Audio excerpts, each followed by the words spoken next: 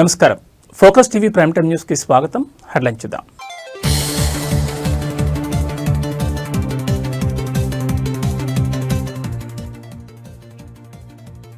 మంత్రులు అధికారులతో సీఎం చంద్రబాబు సమీక్ష.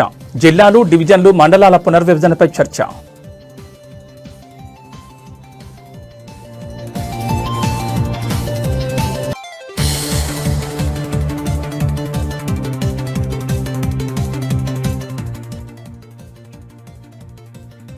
డెస్క్ జర్నలిస్టులు ఏం పాపం చేశారు? కాంగ్రెస్ ప్రభుత్వంపై మాజీ మంత్రి హరీష్ రావు ఫైర్.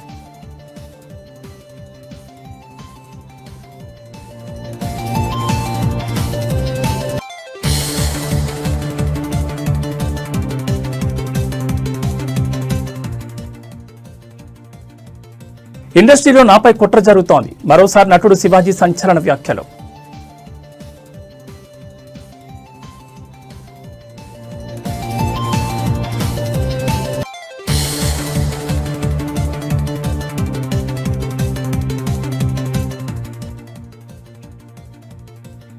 పుష్ప 2 తొక్కిసలాట కేసులో ఛార్జ్షీట్ దాఖలు. A11 గా అల్లు అర్జున్, A1 గా థియేటర్ యాజమాన్యం.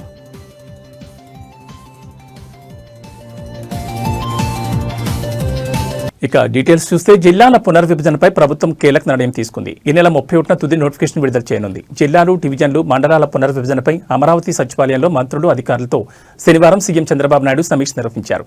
ప్రాథమిక నోటిఫికేషన్పై వ్యక్తమైన అభ్యంతరాలపై చర్చించారు. రాష్ట్ర వ్యాప్తంగా వచ్చిన 927 అభ్యంతరాలను పరిశీలించారు. ఈ మేరకు తుది నిర్ణయం తీసుకోవాలని సమీక్షలో నిర్ణయించారు. మార్పులు చేర్పుల తర్వాత డిసెంబర్ 31న తుది నోటిఫికేషన్ విడుదల చేయాలని అధికారులకు సీఎం సూచించినట్టు తెలుస్తోంది. కాగా జిల్లాల పునర్విభజనపై గత నెల 27న ప్రభుత్వం ప్రాథమిక నోటిఫికేషన్ విడుదల చేసిన విషయం తెలిసిందే. అయితే అభ్యంతరాలకు నెల రోజుల సమయం ఇచ్చింది. ఈ గడువు శనివారంతో ముగియనుండటంతో తాజాగా సీఎం చంద్రబాబు సమీక్ష నిర్వహించారు. జిల్లాల పునర్విభజనపై కీలక ఆదేశాలు జారీ చేశారు.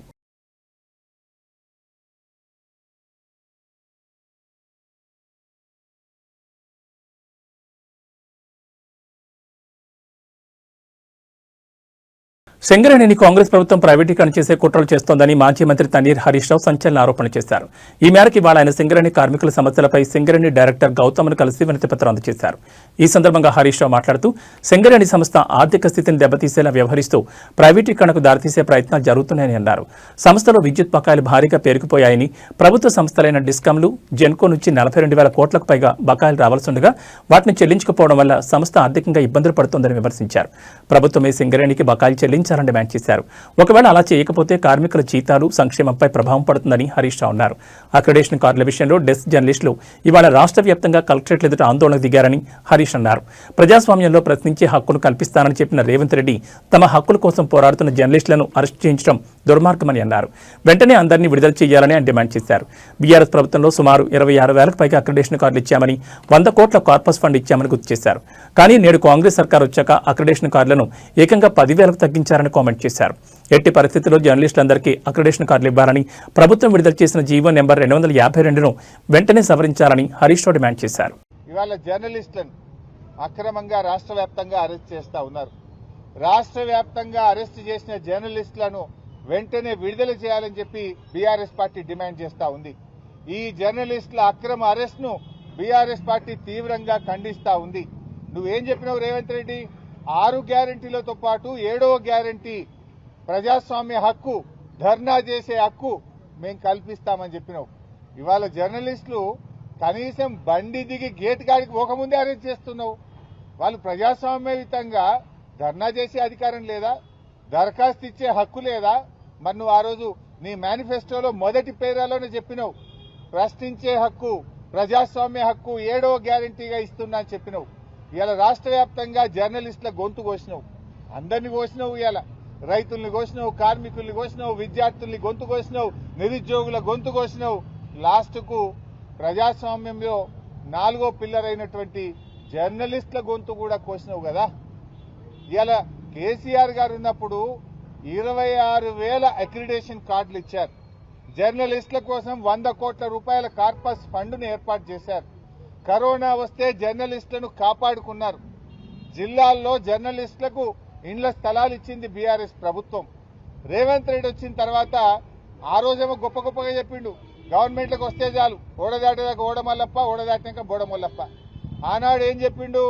మేము అధికారంలోకి వస్తే జర్నలిస్టులకు ఇండ్లు కట్టిస్తాం, ఇళ్ల స్థలాలు ఇస్తాం, యూట్యూబ్ వాళ్ళకి ఇస్తాం, సోషల్ మీడియాకి ఇస్తాం, ఇంకా అక్రిడేషన్ కార్డులు పెంచుతా అన్నాడు. ఇవాళ ఏం చేసిండు? 26,000 మందికి కేసీఆర్ గారు అక్రిడేషన్ కార్డులు ఇస్తే 10,000కు తగ్గించారు. డెస్కుల్లో పనిచేసే వాళ్ళకి అక్రిడేషన్ కార్డే లేదంటున్నాడు. సోషల్ మీడియా వాళ్ళని పట్టుకొని వీళ్ళంతా టెర్రరిస్టులు, సోషల్ మీడియా యాక్టివిస్టులను కట్టడి చేయండి అంటున్నాడు. వాళ్ళ మీద కేసులు పెట్టి జైళ్లలో వేస్తున్నాడు. సోషల్ మీడియా యాక్టివిస్టులను అవమానపరిచే విధంగా రేవంత్ రెడ్డి మాట్లాడుతూ ఉన్నాడు. ఉగ్రవాదులతో పోలుస్తా ఉన్నాడు. ఇంత దుర్మార్గమా? నువ్వు అక్రిడేషన్ కార్డులు పెంచుతానని 26,000కి 10,000 ఎట్లా చేస్తావు? నీ అన్యాయాన్ని దరఖాస్తు పెట్టడానికో ప్రశ్నించడానికి వస్తే అక్రమంగా అరెస్ట్ చేస్తావా? ఈ అరెస్టులను ఖండిస్తున్నాం. తక్షణమే వాళ్ళని విడుదల చేయాలని డిమాండ్ చేస్తున్నాం. 26,000 అక్రిడేషన్ కార్డులను పునరుద్ధరించాలని చెప్పి బీఆర్ఎస్ పార్టీ పక్షాన డిమాండ్ చేస్తున్నాం. జర్నలిస్టుల పోరాటానికి బీఆర్ఎస్ పార్టీ సంపూర్ణమైన మద్దతును ప్రకటిస్తుంది. మీ పక్షాన రాబోయే అసెంబ్లీ సమావేశాల్లో బీఆర్ఎస్ ప్రభుత్వాన్ని నిలదీస్తుంది, ప్రశ్నిస్తుంది, జర్నలిస్టులకు సంపూర్ణ మద్దతును అందిస్తుంది. Thank you. మారుమూల గ్రామాల అభివృద్ధి విషయంలో నిర్లక్ష్యం వహిస్తే సహించేది లేదని రాష్ట్ర మంత్రి తుమ్మల నాగేశ్వరరావు అధికారులను హెచ్చరించారు. శనివారం భద్రాద్రి కొత్తగూడెం జిల్లా దమ్మపేట మండలంలోని పూచుకుంట అభివృద్ధిపై నిర్వహించిన సమీక్ష సమావేశంలో అధికారుల గైర్హాజరుపై ఆయన తీవ్రస్థాయిలో మండిపడ్డారు. పూచుకుంట గ్రామాభివృద్ధిపై ఒక్కో శాఖ వారీగా మంత్రి సమీక్ష నిర్వహిస్తుండగా అటవీ శాఖ వంతొచ్చింది. అయితే ఆ శాఖ నుంచి కనీసం ఒక ఉన్నత స్థాయి అధికారి కూడా రాకపోవడంపై మంత్రి ఆగ్రహం వ్యక్తం చేశారు. కేవలం ఒక బీట్ ఆఫీసర్ మాత్రమే సమావేశంలో ఉండడానికి గమనించిన ఆయన, మేమంతా ఇక్కడున్నాం, మీ అధికారులకు రావడానికి తీరికలేదా అంటూ సిబ్బందిని నిలదీశారు. మంత్రిగా నేనొచ్చాను, జిల్లా కలెక్టర్ వచ్చారు, స్థానిక ఎమ్మెల్యే ఉన్నారు, ఐటీడీఏ ఉన్నతాధికారులు కూడా వచ్చారు. మరి అటవీ శాఖ ఉన్నతాధికారులకు అంత పనే ఉంది, సమస్యలు ఎవరికి చెప్పాలని తుమ్మల ఆగ్రహం వ్యక్తం చేశారు. మీ మీటింగ్ రాని వాళ్ళు ఎవరో డివిజన్ ఆఫీసర్ ఎందుకు రాలేదు ఎక్స్ప్లెనేషన్ అడగా, నోటీస్ కాదు, ఒకసారి యాక్షన్ తీసుకుంటే సెట్ అవుతారు. మీరు వచ్చినప్పుడు, కలెక్టర్ వచ్చినప్పుడు, మినిస్టర్ వచ్చినప్పుడు కూడా లేకపోతే ఎవరికి చెప్పాలి? ముఖ్యమంత్రి రేవంత్ రెడ్డి తన భాష మార్చుకోవాలని, స్థాయికి తగినట్లు హుందాగా వ్యవహరించాలని మాజీ మంత్రి సనత్ నగర్ ఎమ్మెల్యే తలసాని శ్రీనివాస్ యాదవ్ హితో పలికారు. శనివారం సికింద్రాబాద్లోని తహసీల్దార్ కార్యాలయంలో 19 మంది లబ్ధిదారులకు షాదీ ముబారక్, కళ్యాణ్ లక్ష్మి ఆర్థిక సహాయం చెక్కులను ఆయన పంపిణీ చేశారు. అనంతరం ఆయన విలేకరులతో మాట్లాడుతూ, ఎన్నికలకు ముందు ఆచరణ సాధ్యం కాని అనేక హామీలిచ్చి అధికారంలోకి వచ్చిన తర్వాత హామీలు అమలు చేయకుండా వాటిని ఎగ్గొట్టేందుకు ప్రయత్నిస్తున్నారని విమర్శించారు.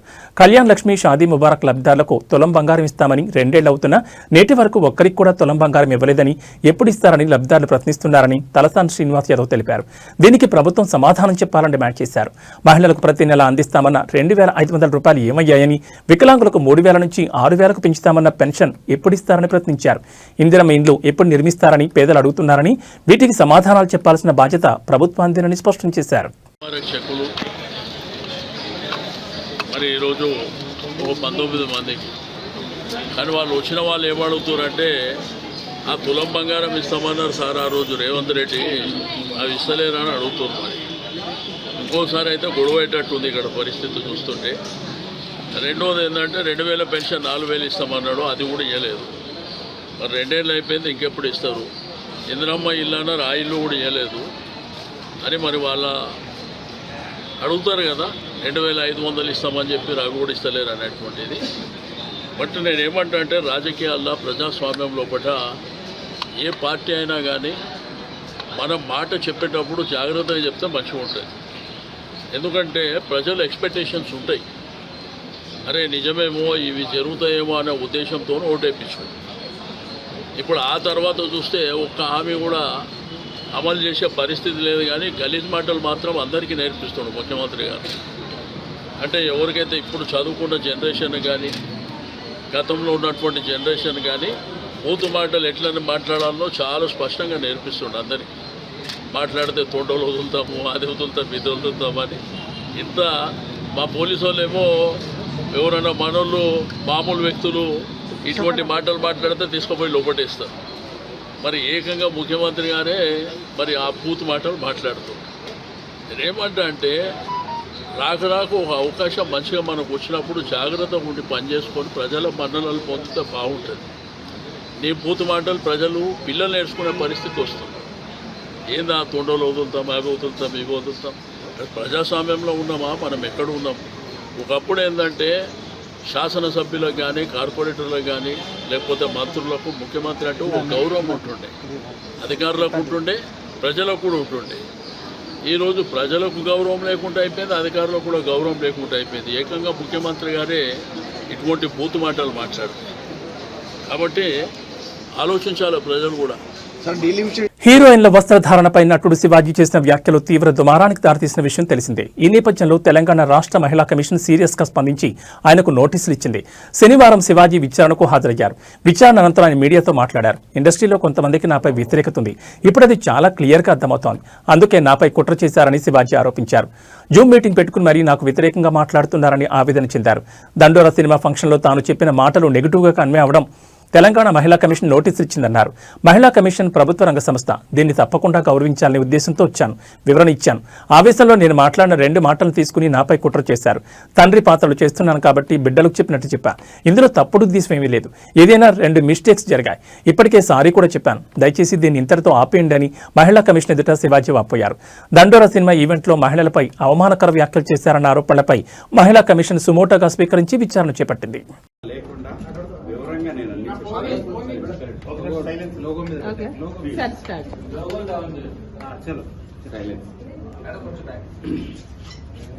ఏదైతే తెలంగాణ మహిళా కమిషన్ వారు దండోరా ఫంక్షన్లో నా ద్వారా వచ్చిన అన్పార్లమెంటరీ లాంగ్వేజ్ మీద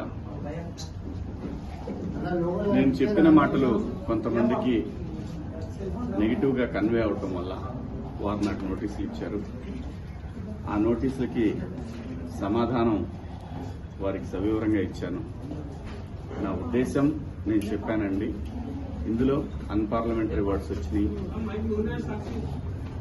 అలాగే మేడం గారు, ఇప్పుడు నేను వచ్చాను కాబట్టి నా వైపు నేను మాట్లాడుకోవచ్చు. అలా కాకుండా ఎవరైతే దీనికి బాధపడ్డారో వాళ్ళ పాయింట్ ఆఫ్ వ్యూలో కూడా క్వశ్చన్లు అడిగారు. నన్ను అన్నిటికీ సమాధానం చెప్పాను. మేడం గారు ఏమంటారంటే, మీది ఒక ప్రజల్ని ఇన్ఫ్లుయెన్స్ చేసే మీడియా కాబట్టి ఇవాళ మీరు అన్నారు కాబట్టి రేపటి నుంచి అందరూ అయిన దానికి కాని దానికి.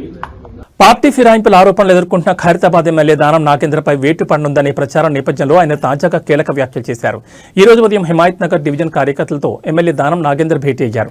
ఈ సందర్భంగా ఆయన మాట్లాడుతూ కార్యకర్తలే తన బలమని చెప్పారు. 6 సార్లు ఎమ్మెల్యేగా గెలిచానంటే దానికి కారణం తన కార్యకర్తలేనని, వారి అండతోనే తాను ధైర్యంగా ముందుకు వెళుతున్నానని చెప్పారు. ఖైరతాబాద్లో ఉప ఎన్నిక వస్తే తాను మరోసారి గెలుస్తానని ధీమా వ్యక్తం చేశారు. వ్యక్తిగత విమర్శలు పక్కన పెట్టి అభివృద్ధిపై చర్చకు రావాలంటూ మాజీ మంత్రి కేటీఆర్కు దానం నాగేంద్ర సవాల్ విసిరారు. ముఖ్యమంత్రి రేవంత్ రెడ్డిని మళ్లీ గెలిపించాలా ఓడించాలా అనేది ప్రజలు నిర్ణయించుకుంటారని చెప్పారు. రేవంత్ రెడ్డి గెలుపోటముల విషయం తర్వాత చూడొచ్చు, ముందు మీ తప్పులను గుర్తించి సరిదిద్దుకోవాలని కేటీఆర్ హితో పలికారు. ముఖ్యమంత్రి స్థానానికి గౌరవం ఇవ్వకుండా రేవంత్ రెడ్డిని ఏకవచనంతో సంబోధిస్తూ బీఆర్ఎస్ నాయకులు విమర్శలు చేశారని దానం గుర్తు చేశారు. స్థాయిని మరిచి పరుష పదాలతో విమర్శలు చేసినప్పుడు అదే స్థాయిలో ప్రతి విమర్శలు ఎదుర్కోవాల్సి వస్తుందని ఆయన హెచ్చరించారు. అదేవిధంగా 2 మంత్రులు అవినీతికి పాల్పడుతున్నారంటూ కేంద్ర సహాయ మంత్రి బీజేపీ నేత బండి సంజయ్ చేసిన ఆరోపణలపై దానం నాగేంద్ర స్పందించారు. సార్, ఎన్నికలు ఇంకా రావడానికి టైం ఉంది. రేవంత్ రెడ్డిని ఓడగొట్టుడు గెలిపించుడు కాదు. ముందు మనము మన జరిగినటువంటి తప్పులు తెలుసుకోవాలి. మరి ఏదో స్థామిత లేక మనం చేయకూడదు. ఎందుకంటే గురిగించే కింద ఉన్న మచ్చాగా ఎవరు తెలియదు, అది ప్రాబ్లం ఉంది. అందుకనే ఇప్పుడే కానీ ఒక స్థాయిలో ఉన్న వ్యక్తిని మనము తప్పుగా మాట్లాడితే ఆ స్థాయి ఉన్న వ్యక్తి కూడా కిందికి వచ్చి మాట్లాడాల్సి వస్తుంది. అందుకనే వీళ్ళే కదా మరి ముఖ్యమంత్రిని ఏకవచనంతో సంబోధించడము, నోటికి వచ్చినట్టు మాట్లాడడం, ఎవరైనా కానీ ఒక స్థాయిలో ఉన్న వ్యక్తికి మర్యాద ఇవ్వడం అనేది అది ప్రజాస్వామ్యంలో అది మన బాధ్యత. అలా కాకుండా వ్యక్తిగతంగా విమర్శించడం వల్లనే ఇవన్నీ వస్తున్నాయి. కాబట్టి రాజకీయంగా మీరు చేయొచ్చు. ఆయన కూడా ముఖ్యమంత్రి కూడా ఛాలెంజ్ చేస్తున్నాడు. మేము చేసిన అభివృద్ధి విషయంలో కానీ మేము ఇచ్చిన మరి పెట్టినటువంటి స్కీమ్స్ మేము జరగలేదు అంటే ఎక్కడైనా సరే ఏ వేదికమైనా ఛాలెంజ్ విసురుతున్నాడు. కాబట్టి ఆ ఛాలెంజ్ కు యాక్సెప్ట్ చేయకుండా మనం ఏకవచనంతో ముఖ్యమంత్రిని తిట్టడం వల్లనే ఇవన్నీ సమస్యలు వస్తున్నాయి. కాబట్టి మీరు అభివృద్ధి విషయంలో ఇచ్చినటువంటి స్కీమ్స్ ఏవైతే గ్యారంటీలు ఇచ్చిండ్రో ఆ గ్యారంటీలు జరగలేదని మీరు అంటారు, జరుగుతున్నాయని మేము చెప్తున్నాం. కాబట్టి జరుగుతున్నాయి ఎక్కడ అనేది మీరు చర్చకు వస్తే చెప్తామని ముఖ్యమంత్రి గారు చెప్పారు, మంత్రులు చెప్తున్నారు. కాబట్టి దాని మీద స్పందిస్తే బాగుంటుంది. మంత్రులు ఇప్పుడు ఆయన కేంద్ర మంత్రి ఉన్నాడు, ఆయన మన కేంద్ర మంత్రుల గురించి చెప్పిండా, రాష్ట్ర మంత్రుల గురించి చెప్పిండా మనకు తెలియదు కదా. కాబట్టి ఏదైనా సరే బండి సంజయ్ గారు ఆయన ఒక మన హోమ్ మినిస్టర్ ఉన్నాడు. హోమ్ మినిస్టర్ ఉంటే అన్ని విభాగాలు ఆయన చేస్తుంటాయి, సిబిఐ గానీ ఈడీ గానీ అన్ని స్టేట్ మినిస్టర్ కంట్రోలే ఉంటాయి, కేబినెట్ మినిస్టర్ కంట్రోల్ ఉంటాయి.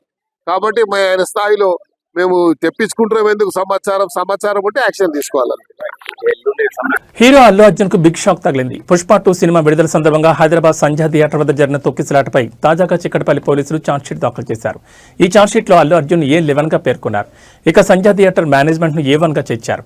ఈ కేసులో మొత్తం 23 మందిపై ఛార్జ్షీట్ నమోదు చేశారు. అల్లు మేనేజర్, వ్యక్తిగత సిబ్బందితో పాటు 8 మంది బౌన్సర్లను ఛార్జ్షీట్ లో దాఖలు చేశారు.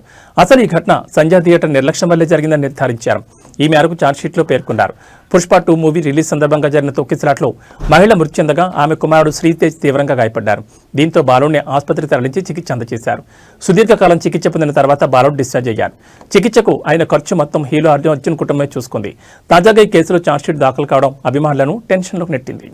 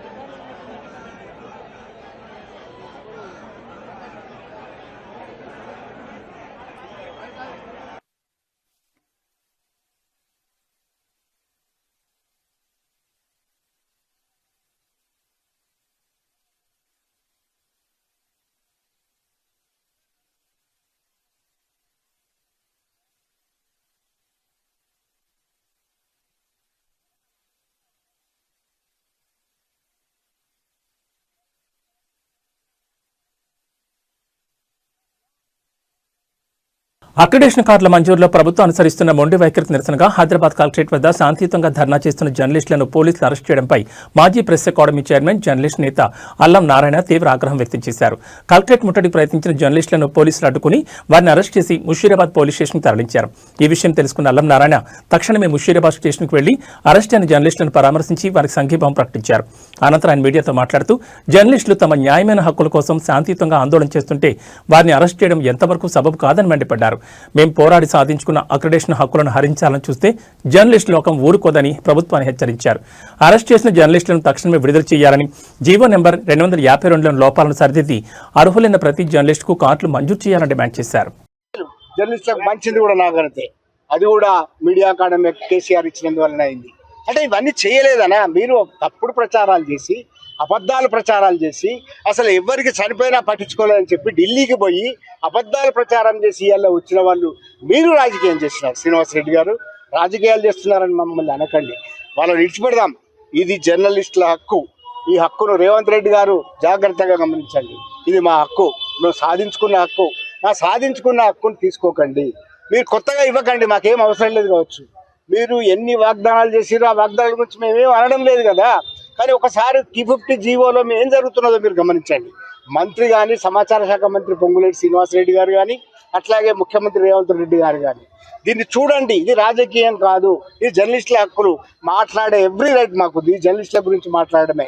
మీ గురించి మేమేం అనడం లేదు. మీ పాలనకు సంబంధించింది కాదు, మీ పోస్ట్ మార్టంకు సంబంధించింది కాదు, మీ పాలన పోస్ట్ మార్టం కాదు. ఇది జర్నలిస్టుల హక్కులకు భంగం కలుగుతున్నాయి కనుక ఒక జర్నలిస్టులుగా, తెలంగాణ ఉద్యమంలో పాల్గొన్న జర్నలిస్టులుగా మేము ఇది అడుగుతున్నాం. గుర్తుపెట్టుకోండి, ఇది రాజకీయం కానే కాదు.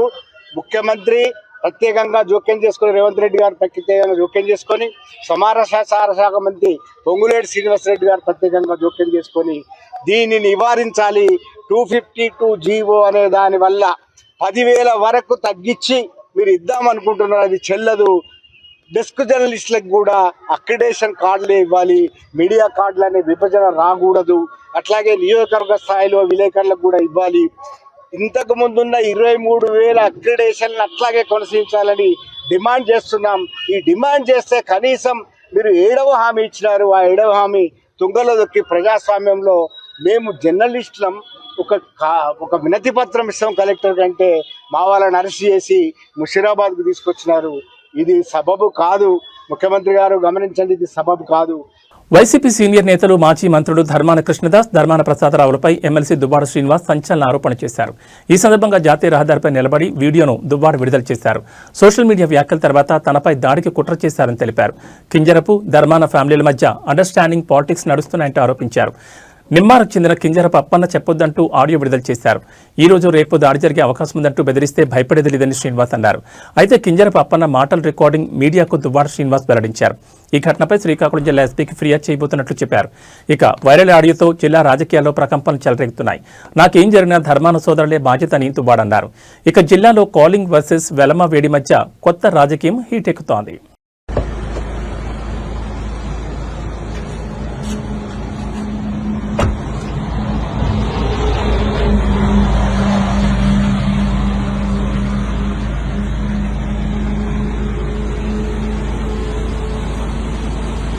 ఈరోజు నేను హైదరాబాద్ నుంచి వస్తున్నాను. నరసన్నపేట కానీ లేదా నిమ్మాడ కానీ, ఇది నిమ్మాడ హైవే ఎగ్జాక్ట్.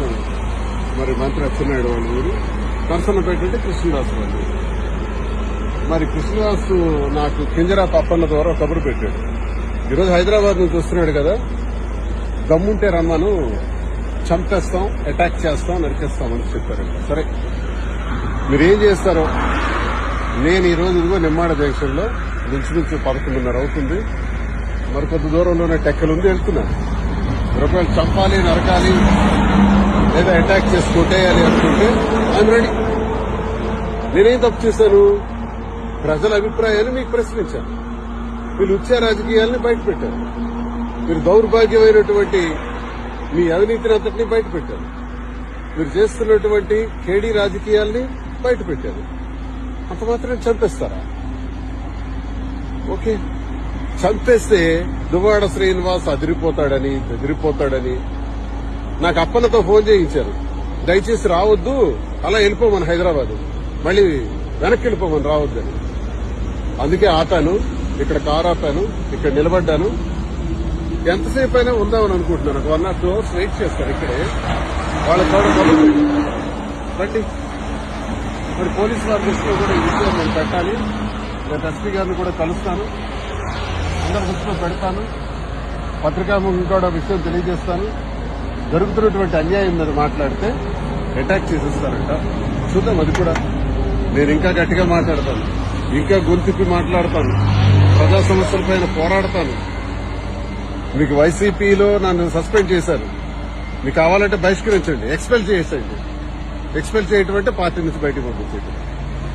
అదే చేసిన తర్వాత స్వతంత్రుడిగా నా కార్యక్రమం నేను చేస్తాను. ఇంకా గట్టిగా శ్రీకాకుళం జిల్లాలో పనిచేస్తాను. ఏం చేస్తారో చూస్తాను. ఒకవేళ చంపేయాలనుకుంటే నేను చావుకైనా సిద్ధండి. భయపడే రకం కాదు, అదిరే బెదిరే రకం కాదు ఈ దువ్వాడ శ్రీనివాసం తెలియజేస్తున్నాను. ఇంకా 2 hours ఇక్కడే ఉంటా.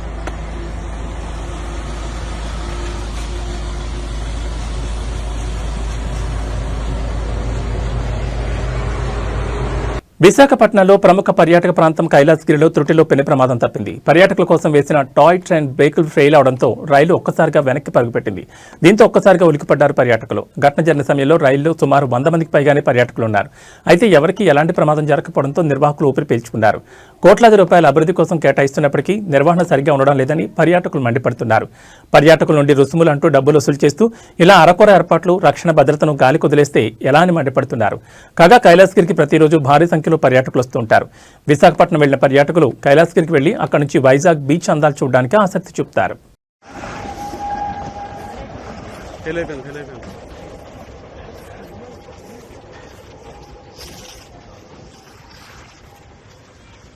పసిడి ప్రియులకు మరో బిగ్ షాక్. దేశవ్యాప్తంగా బంగారం, వెండి ధరలు భారీగా పెరిగాయి. తాజాగా కిలో వెండిపై ఏకంగా 22,000 పెరిగింది. దీంతో దేశీయ మార్కెట్లో కిలో వెండి ధర 2,74,000 చేరుకుంది.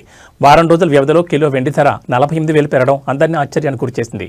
అదేవిధంగా బంగారం ధరలు సైతం విపరీతంగా పెరుగుతున్నాయి. 24 క్యారెట్ల 10 గ్రాముల బంగారం ధరపై 1,200 పెరిగింది. దీంతో 24 క్యారెట్ల 10 గ్రాముల గోల్డ్ ధర 1,41,220కి చేరింది. 22 క్యారెట్ల 10 గ్రాముల ధర 1,100 పెరగడంతో 1,29,450కి చేరుకుంది. ఈ రేంజ్లో పెరుగుతుండడం పసిడి ప్రియులకు ఆనందం ఆవిరి చేస్తోంది. బంగారాన్ని కొనుగోలు చేయాలనుకున్న వారి ఆశలు నిరాశ అవుతున్నాయి. ధరలు ఈ స్థాయిలో పెరగడం గతంలో ఎన్నడూ జరగలేదు. 2025లో బంగారం ధరలు దాదాపు 70% మేర పెరిగాయని మార్కెట్ నిపుణులు చెప్తున్నాయి.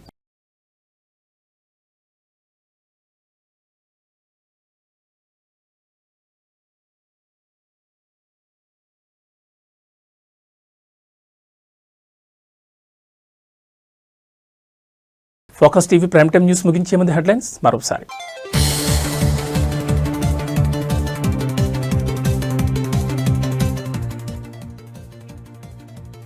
మంత్రులు, అధికారులతో సీఎం చంద్రబాబు సమీక్ష. జిల్లాలు, డివిజన్లు, మండలాల పునర్విభజనపై చర్చ.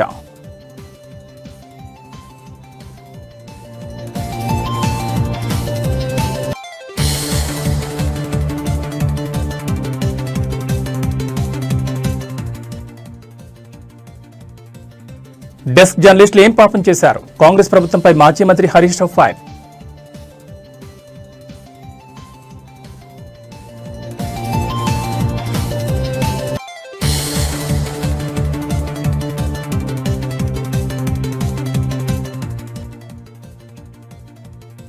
ఇండస్ట్రీలో నాపై కుట్ర జరుగుతోంది. మరోసారి నటుడు శివాజీ సంచలన వ్యాఖ్యలు.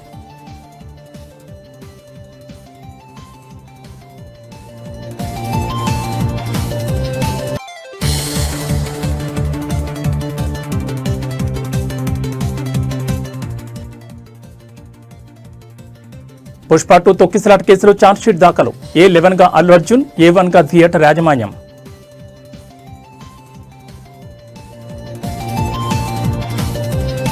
ఇవి బులెటిన్ విశేషాలు. మరో బులెటిన్లో మళ్ళీ కలుసుకుందాం. నమస్కారం.